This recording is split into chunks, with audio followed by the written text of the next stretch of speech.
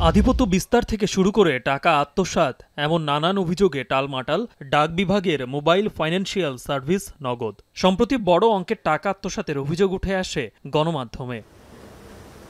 রোববার দুপুরে প্রতিষ্ঠানটির বনানী কর্পোরেট অফিসে অভিযান চালায় দুর্নীতি দমন কমিশনের ৩ সদস্যের একটি দল। দুদক জানায়, গত ২ মাসের বিল ভাউচারের মাধ্যমে প্রায় ১৫০ কোটি টাকার অনিয়মের অভিযোগ পেয়েছেন তারা।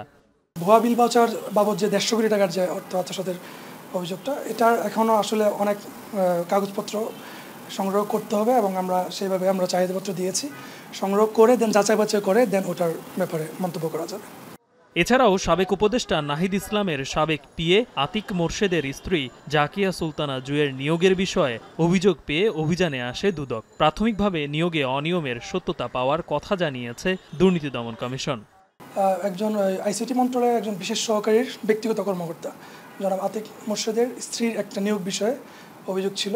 প্রাথমিকভাবে স্ত্রীর যে নিয়োগের যে অভিযোগটা, ওখানে কিছু সত্যতা পাওয়া গেছে। তবে ১৫০ কোটি টাকা অনিয়মের তথ্য যাচাই বাছাই চলছে বলে জানান দুর্নীতি দমন কমিশনের সহকারী পরিচালক ইমরান হোসেন। গালিব ইবনে রিয়াজ, এখন।